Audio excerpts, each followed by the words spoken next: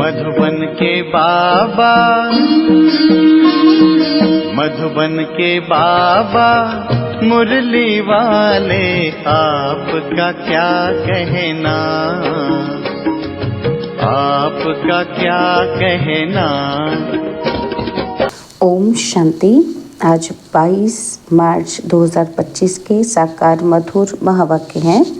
आज मीठे मीठे बाप दादा बोले, मीठे बच्चे तुम्हें नशा चाहिए कि हमारा पारलौकिक बाप वंडर ऑफ द वर्ल्ड यानी कि स्वर्ग बनाता है, जिसके हम मालिक बनते हैं। बाबा ने कहा, मीठे बच्चे तुम्हें नशा चाहिए कि हमारा पारलौकिक बाप वंडर ऑफ द वर्ल्ड बनाता, जिसके हम मालिक बनते हैं। बाबा ने आज प्रश्न पूछा कि बाप के संग से तुम्हें क्या क्या प्राप्तियां होती हैं। तो उत्तर में बाबा कहते, बाप के संग से हम मुक्ति, जीवन मुक्ति के अधिकारी बन जाते हैं। बाप का संग तार देता है। बाबा हमें अपना बनाकर आस्तिक और त्रिकालदर्शी बना देते हैं। हम रचता और रचना के आदि मध्य अंत को जान जाते हैं। मुरली का गीत है, धीरज धर मनुआ धीरज। ओम शांति। यह कौन कहते हैं? बच्चों को बाप ही कहते हैं। सब बच्चों को कहना है, क्योंकि सब दुखी हैं, अधीरे हैं। बाप को याद करते हैं कि आकर दुख से लिबरेट करो, सुख का रास्ता बताओ। अब मनुष्यों को, उससे भी खास भारतवासियों को यह याद नहीं है कि हम भारतवासी बहुत सुखी थे। प्राचीन भारत, प्राचीन से प्राचीन वंडरफुल लैंड था। वंडर ऑफ द वर्ल्ड कहते हैं ना, तो यहाँ माया के राज्य में 7 वंडर्स गाए जाते हैं। वह है स्थूल वंडर्स। बाप समझाते हैं कि ये माया के वंडर्स हैं, जिसमें दुख है। राम बाप का वंडर है, स्वर्ग। जो राम है, जो हमारे बाप हैं, बाबा कहते हैं उसका वंडर क्या है? स्वर्ग। वही वंडर ऑफ वर्ल्ड है। भारत स्वर्ग था, हीरे जैसा था। वहाँ देवी देवताओं का राज्य था। ये भारतवासी सब भूल गए हैं। बल देवताओं के आगे माथा टेकते हैं, पूजा करते हैं, परंतु जिनकी पूजा करते हैं उन्हों की बायोग्राफी को तो जानना चाहिए ना। यह बेहद का बाप ऐश समझाते हैं। यहाँ तुम आए हो पारलौकिक बाप के पास। पारलौकिक बाप है स्वर्ग स्थापन करने वाला। यह कार्य कोई मनुष्य नहीं कर सकते। इनको भी बाप कहते हैं, हे श्री कृष्ण की आत्मा, तुम अपने जन्मों को नहीं जानती हो। तुम श्री कृष्ण थे तो सतोप्रधान थे, और फिर 84 जन्म लेते अभी तुम तमोप्रधान बन में हो। भिन्न भिन्न नाम तुम्हारे पड़े हैं, अभी तुम्हारा नाम ब्रह्मा रखा है। ब्रह्मा सो विष्णु व श्री कृष्ण बनेगा, बात एक ही है। ब्रह्मा सो विष्णु, विष्णु सो ब्रह्मा। ब्रह्मा मुख वंशावली ब्राह्मण सो फिर देवता बनते हैं, और फिर वही देवी देवता फिर शूद्र बनते हैं। अभी तुम ब्राह्मण बने हो, अभी बाप बैठ तुम बच्चों को समझाते हैं। यह है भगवानुवाच। तुम तो हो गए स्टूडेंट, तो तुमको कितनी खुशी होनी चाहिए, परंतु इतनी खुशी रहती ही नहीं है। धनवान धन के नशे में बहुत खुश रहते हैं ना, तो यहाँ भगवान के बच्चे बने हो तो भी इतनी खुशी में नहीं रहते। समझते ही नहीं, पत्थर बुद्धि है ना, तो तकदीर में नहीं है तो ज्ञान की धारणा कर नहीं सकते। अब तुमको बाप मंदिर लायक बना रहे हैं, परंतु माया का संग भी कम नहीं है। गाया हुआ है, संग तारे कुसंग बोरे। बाप का संग तुमको मुक्ति, जीवन मुक्ति में ले जाता है, और फिर रावण का कुसंग तुमको दुर्गति में ले जाता है। 5 विकारों का संग हो जाता है ना, तो भक्ति में नाम कहते हैं सत्संग, परंतु सीढ़ी तो नीचे उतरते रहते हैं। सीढ़ी से कोई धक्का खाएगा तो ज़रूर नीचे ही गिरेगा ना। तो सर्व का सदगति दाता एक बाप ही है। कोई भी होंगे भगवान का इशारा ऊपर में करेंगे। अब बाप बिगर बच्चों को परिचय कौन दे? बाप ही बच्चों को अपना परिचय देते हैं, उनको अपना बनाए, सृष्टि के आदि मध्य अंत का नॉलेज देते हैं। बाप कहते हैं, मैं आकर तुमको आस्तिक भी बनाता हूँ और त्रिकालदर्शी भी बनाता हूँ। यह ड्रामा है, ये कोई साधु संत आदि नहीं जानते। वह होते हैं हद के ड्रामा, और यह है बेहद का। इस बेहद के ड्रामा में हम सुख भी बहुत देखते हैं तो दुख भी बहुत देखते हैं। इस ड्रामा में कृष्ण और क्रिश्चियन का भी कैसा हिसाब किताब है। उन्होंने भारत को लड़ाई राजाई ली, अभी तुम लड़ते नहीं हो। वह आपस में लड़ते हैं, राजाई तुमको मिल जाती है। यह ड्रामा में नूंद है। यह बातें कोई भी जानते ही नहीं है। ज्ञान देने वाला ज्ञान का सागर एक ही बाप है जो सर्व की सद्गति करते हैं।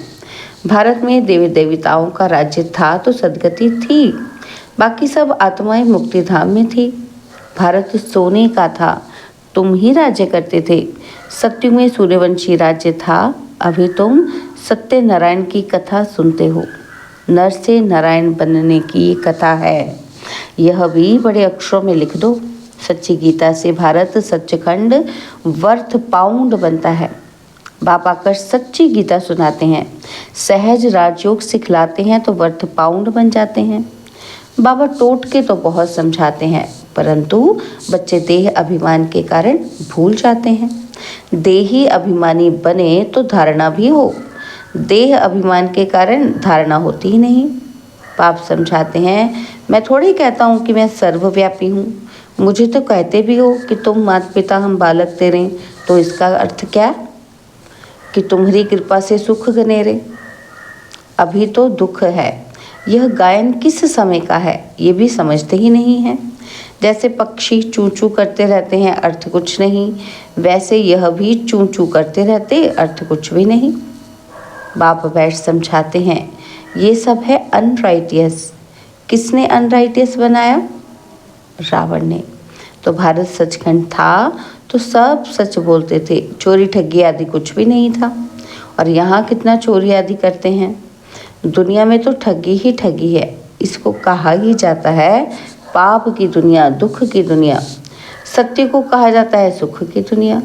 यह है विशेष वैशाल्य और सत्युग है शिवालय। बाप कितना अच्छी रीति बैठ समझाते हैं और नाम भी कितना अच्छा है, ब्रह्मा कुमारी ईश्वरीय विश्वविद्यालय। अब बाप आकर समझदार बनाते हैं, कहते हैं इन विकारों को जीतो तो तुम जगत जीत बनेंगे। यह काम ही महाशत्रु है। बच्चे बुलाते भी इसलिए हैं कि हमको आकर गॉड गॉडेज माना, देवी देवता बनाओ। बाप की यथार्थ महिमा तुम बच्चे ही जानते हो। मनुष्य तो ना बाप को जानते, ना बाप की महिमा को जानते हैं। तुम जानते हो कि वह प्यार का सागर है। बाप तुम बच्चों को इतना ज्ञान सुनाते हैं, यही उनका प्यार है। टीचर स्टूडेंट को पढ़ाते हैं तो स्टूडेंट क्या से क्या बन जाते हैं। तुम बच्चों को भी बाप जैसा प्यार का सागर बनना है, प्यार से कोई को भी समझाना है। बाप कहते हैं तुम भी एक दो को प्यार करो। नंबर 1 प्यार है बाप का परिचय दो। तुम गुप्त दान करते हो, एक दो के लिए घृणा भी नहीं रहनी चाहिए, नहीं तो तुमको भी डंडे खाने पड़ेंगे। किसी का तिरस्कार करेंगे तो डंडे खाएंगे। कभी भी किसी से नफरत नहीं रखो, तिरस्कार नहीं करो। देह अभिमान में आने से ही पतित बने हो। बाप देही अभिमानी बनाते हैं तो तुम पावन बनते हो। सबको यही समझाओ कि अब 84 का चक्र पूरा हुआ है। जो सूर्यवंशी महाराजा महारानी थे वही फिर 84 जन्म लेते, उभरते उतरते उतरते अब आकर पट पड़े हैं। अब बाप फिर से महाराजा महारानी बना रहे हैं। बाप सिर्फ कहते हैं मामेकम याद करो तो पावन बन जाएंगे। तुम बच्चों को रहम दिल बन सारा दिन सर्विस के ख्यालात चलाने चाहिए। बाप डायरेक्शन देते रहते हैं। क्या कहते हैं? मीठे बच्चे रहम दिल बन, जो बेचारी दुखी आत्माएं हैं उन दुखी आत्माओं को सुखी बनाओ। उन्हें पत्र लिखना चाहिए बहुत शॉर्ट में। बाप कहते हैं मुझे याद करो और वर्षी को याद करो। एक शिव बाबा की ही महिमा है। मनुष्य को बाप की महिमा का भी पता नहीं है। हिंदी में भी चिट्ठी लिख सकते हो। सर्विस करने का भी बच्चों को हौसला चाहिए। बहुत हैं जो आप घात करने बैठ जाते हैं, उन्हें भी तुम समझा सकते हो कि जीव घात महापाप है। अभी तुम बच्चों को श्रीमत देने वाला है शिव बाबा। वह है श्री श्री शिव बाबा। तुमको बनाते हैं श्री लक्ष्मी, श्री नारायण। श्री श्री तो वह एक ही है, वह कभी चक्र में आते ही नहीं हैं। बाकी तुमको श्री का टाइटल मिलता है। आजकल तो सबको श्री का टाइटल देते रहते हैं। कहाँ वह निर्विकारी और कहाँ ये विकारी, रात दिन का फर्क है। बाप रोज समझाते रहते हैं, एक तो देही अभिमानी बनो और सबको पैगाम पहुंचाओ। पैगंबर के बच्चे तुम भी हो। सर्व का सदगति दाता एक ही है। बाकी धर्म स्थापक को गुरु थोड़ी कहेंगे, सदगति करने वाला है ही एक। अच्छा, मीठे मीठे सिकिलदे बच्चों प्रति माता पिता बाप दादा का याद, प्यार और गुड मॉर्निंग।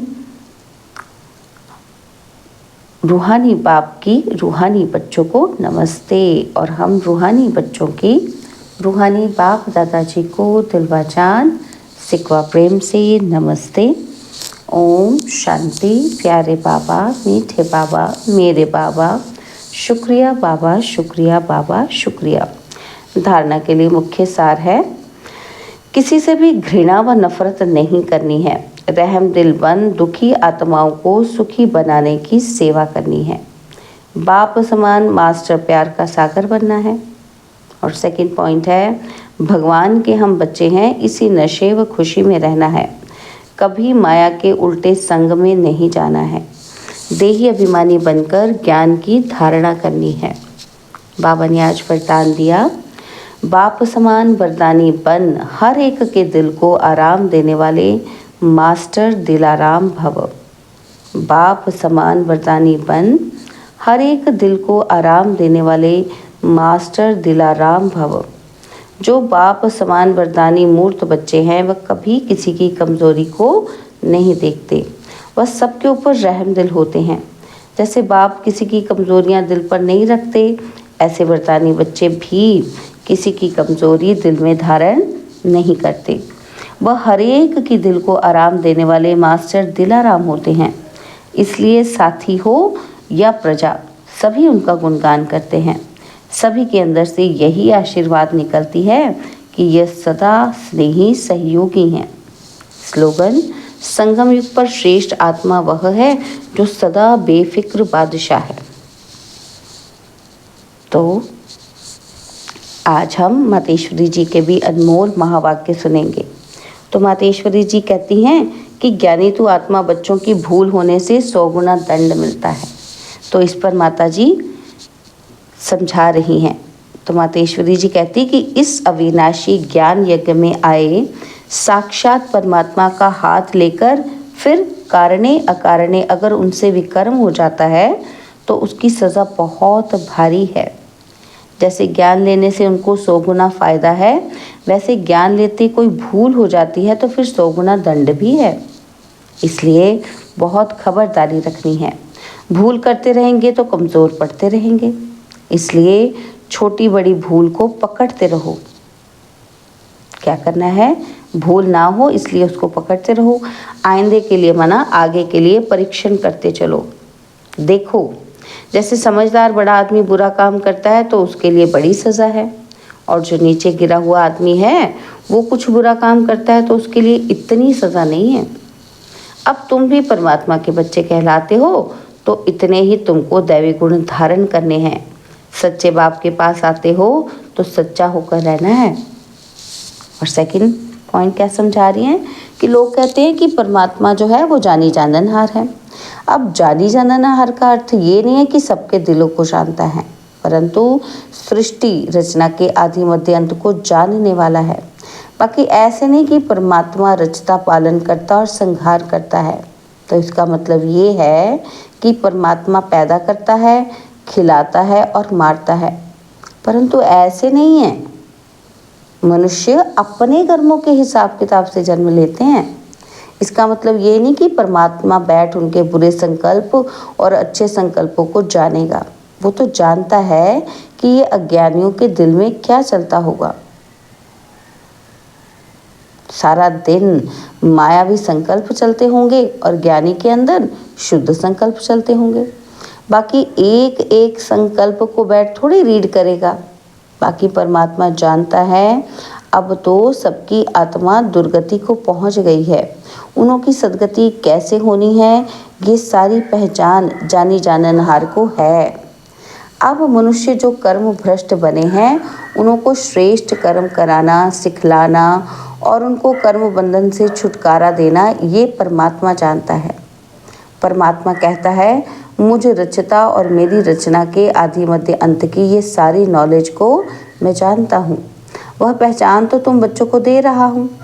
अब तुम बच्चों को उस बाप की निरंतर याद में रहना है, तब ही सर्व पापों से मुक्त होंगे, अर्थात अमर लोक में जाएंगे। अब इस जानने को ही जानी जाननहार कहते हैं। अच्छा, ओम शांति। तो बाबा के व्यक्त इशारे, सत्यता और सभ्यता रूपी कल्चर को अपनाओ। तो इसमें बाबा कहते कभी भी सभ्यता को छोड़ करके सत्यता को सिद्ध नहीं करना। सभ्यता की निशानी है निर्माणता। यह निर्माणता निर्माण का कार्य सहज करती है। जब तक निर्माण नहीं बने तब तक निर्माण नहीं कर सकते। ज्ञान की शक्ति शांति और प्रेम है। अज्ञान की शक्ति क्रोध को बहुत अच्छी तरह से संस्कार बना लिया है और यूज़ भी करते हो और फिर माफ़ी भी लेते रहते हो। तो ऐसे अब हर गुण को, हर ज्ञान की बात को संस्कार रूप में बनाओ तो सभ्यता आती जाएगी। ओम शांति।